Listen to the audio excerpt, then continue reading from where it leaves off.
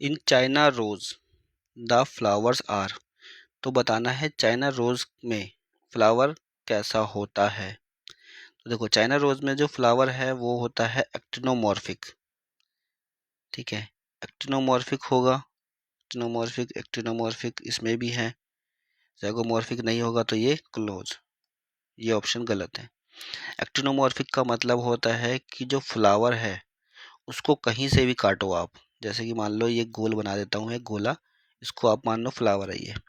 अब इस फ्लावर को मैं कहीं से भी काटूंगा, यहाँ से काटूं चाहे यहाँ से काटूं चाहे यहाँ से काटूं चाहे यहाँ से काटूं, ठीक है, तो ये दो इक्वल हाफ में कटेगा, इस तरीके से और इस तरीके से।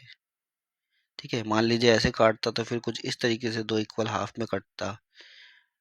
अगर बीच में से इस तरीके से काटता या साइड में से काटता तो दो इक्वल हाफ कुछ इस तरीके से बस बनते। तो मतलब दो इक्वल हाफ बनेंगे चाहे कहीं से भी काट दो, उसका मतलब होता है कि एक्टिनोमॉर्फिक है।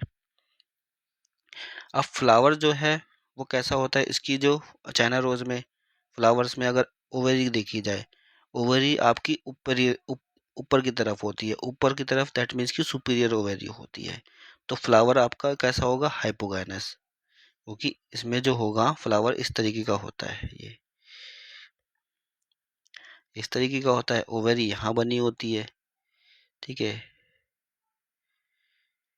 ये इस तरीके का बना होता है और नीचे से स्टेमन निकले होते हैं।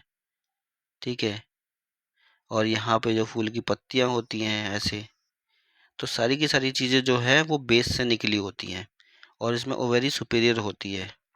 ठीक है, ऊपर की तरफ होती है, तो इसलिए हाइपोगाइनस फ्लावर है। ठीक है, एस्टिवेशंस आपका ट्विस्टेड होता है इसमें। ठीक है, तो यही वाला राइट आंसर चल रहा है, सी वाला। ये तो डी वाला हट गया क्योंकि एपिगानस लिखा हुआ था। ट्विस्टेड एस्टिवेशन होता है, एस्टिवेशन मतलब कि जो पेटल्स या फिर सेपल्स का जो अरेंजमेंट होगा वो कुछ इस तरीके का होगा कि एक पेटल है वो खत्म हो गया, दूसरा वाला ओवरलैप करके होगा, तीसरा वाला इसका ओवरलैप करके होगा, चौथा वाला इसका ओवरलैप करके होगा, पांचवा वाला इसका ओवरलैप करके ऐसे होगा। तो इसको कहते हैं ट्विस्टेड एस्टिवेशन। तो राइट आंसर हो गया सी। ठीक है, कि चाइना रोज में आपका जो फ्लावर होता है वो एक्टिनोमॉर्फिक होता है, हाइपोगानस होता है और ट्विस्टेड एस्टिवेशन होता है उसके अंदर।